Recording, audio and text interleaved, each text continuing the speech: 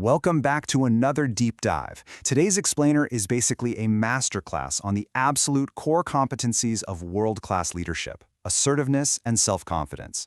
Look, whether you're navigating the boardroom, leading a remote team, or honestly just looking to elevate your everyday interpersonal game, these are the critical communication skills. They're the exact traits that separate good leaders from truly great ones. Okay, let's dive into this. Before we look at any frameworks or overarching strategies, I really want you to reflect on this for a second. What does self-confidence actually mean to you? Think about a recent executive challenge you faced. What was it that provided you with stability in that high-pressure moment? Because, being truly confident isn't just some fleeting, hyped-up feeling.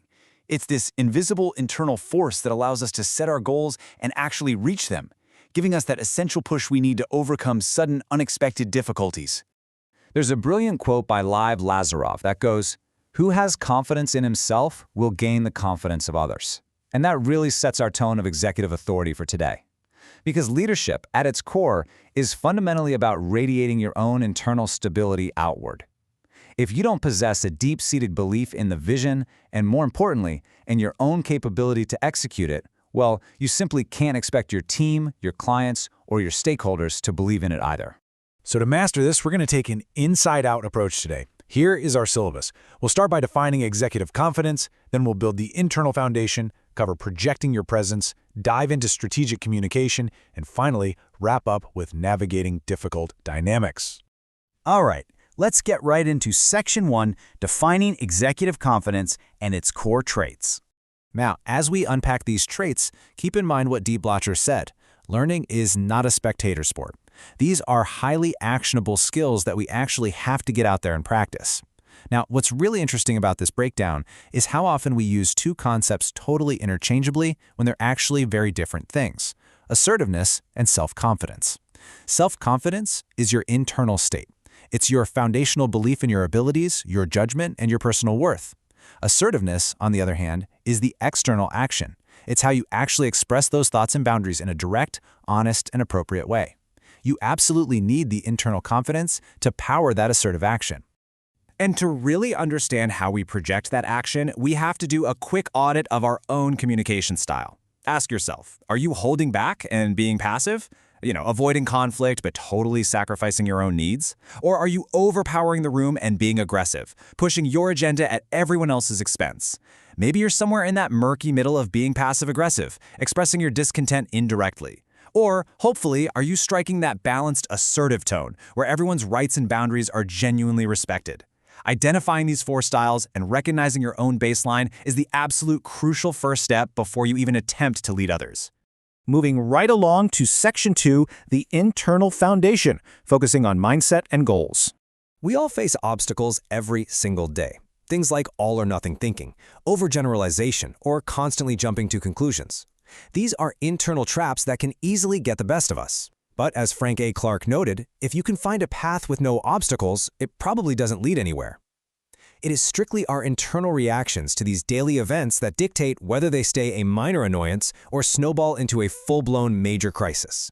So what is the single most effective antidote to all that negative thinking? It's structured goal setting. Setting SMART goals, meaning they are specific, measurable, achievable, relevant, and time-bound, gives us a totally tangible measure for our successes and constantly drives our focus forward. Fitzhugh Dotson actually warned that a leader without goals and plans to reach them is like a ship that has set sail with no destination. Having clear goals gives your confidence a definitive framework to operate within. It actively moves you away from reactive anxiety and right into proactive execution. Author Brian Tracy perfectly encapsulates this. He says, when you engage in systematic, purposeful action, using and stretching your abilities to the maximum, you cannot help but feel positive and confident about yourself. And wow, that is a foundational truth of leadership. Creating positive self-talk and pairing it with real, systematic action actively builds an unshakable internal sense of worth. When you know for a fact that you're working to leverage your strengths and lessen your weaknesses, your confidence is just naturally going to surge. Which brings us to Section 3, projecting your presence, by looking and sounding the part. Okay, we've built the internal foundation, now we have to talk about the external. How do we take that internal confidence and project it? Well, Mark Twain put it pretty bluntly and hilariously when he said, Clothes make the man. Naked people have little or no influence on society. It always gets a laugh, right? But the underlying truth there is absolutely undeniable. A person who has a strong sense of personal worth naturally makes a confident, positive physical appearance. Your appearance and your body language heavily dictate those incredibly critical first impressions. Looking the part is a vital, non-negotiable step in influencing the people around us. But hey, looking the part is literally only half the battle. Consider this really stark data point. 38%. Research shows that 38% of your communication effectiveness is governed entirely by voice quality alone. I want you to really think about that for a second. Over a third of how your message is received has absolutely zero to do with the actual words you choose, but entirely depends on the tone, the pitch, and the pacing of how you deliver them.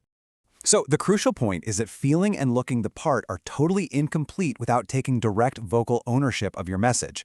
One of the absolute best ways to instantly improve your delivery is by using I messages.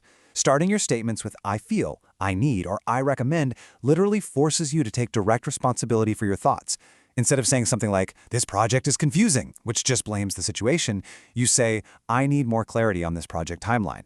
It totally removes passive phrasing and makes you sound immediately more authoritative and confident in your stance. Let's shift gears to Section 4, Strategic Communication, focusing on listening and presenting. Stephen R. Covey provides this incredible insight. He says, the one who listens does the most work, not the one who speaks. And this perfectly highlights the vital difference between just passively hearing someone and actively listening to them. Active listening takes intense effort, you guys. It means decoding body language, processing their actual intent, and most crucially, asking the right questions.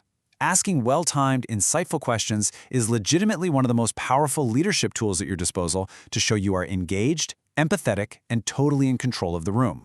And when it actually is your turn to speak, especially if you're suddenly put on the spot, you need a reliable framework. The STAR method, which stands for Situation, Task, Action, Result, is basically your ultimate preparedness toolkit. When you're asked a challenging question, you just briefly set the context with the situation, outline the specific task or challenge at hand, detail the precise action you took or are proposing, and then finish really strong with a measurable result. Structuring your responses this way completely eliminates rambling. You provide this concise, impactful narrative that proves your point logically. Mark Twain once joked it took him 3 weeks to prepare an impromptu speech, but with the STAR method, you can honestly do it in seconds. Finally, we arrive at Section 5, Navigating Difficult Dynamics, covering coping and conflict. Look, it is incredibly easy to be confident when everything is going perfectly well, but the true test of an assertive leader is when the pressure is actually on. John D. Rockefeller famously said, "The ability to work with people is as purchasable a commodity as coffee or sugar, but I'll pay for it more than any other ability under the sun." And this brilliantly illustrates just how highly top-tier executives value the ability to build rapport and reach consensus. It's arguably the hardest skill to master because it requires high emotional intelligence, immense patience, and unwavering assertiveness while under fire. So how exactly do we earn that premium? By employing very specific tactics for coping with difficult behavior. When you're dealing with a difficult personality, the very first thing you need to do is step back and analytically observe what specifically they do that annoys or triggers you. Creating that mental distance really helps you remain objective.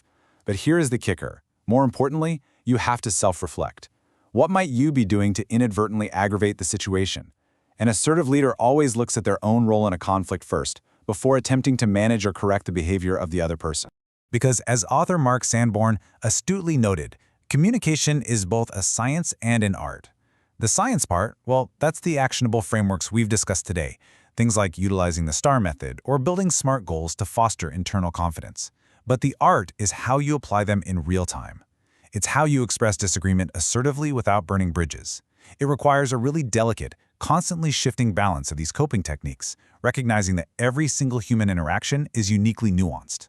As we wrap up this explainer, I want to leave you with a truly profound thought from Marianne Radmacher. Courage doesn't always roar. Sometimes courage is the quiet voice at the end of the day saying, "I will try again tomorrow." True, confident leadership isn't always about being the absolute loudest voice in the room or delivering a flawless, roaring presentation. Often, it's about quiet resilience. It's about having the internal stability to review your action plan, openly acknowledge your missteps, and make the daily, disciplined choice to just try again. So, I'll leave you with this. What will you do differently the next time you face a difficult dynamic? Keep refining those skills, and I'll see you in the next explainer.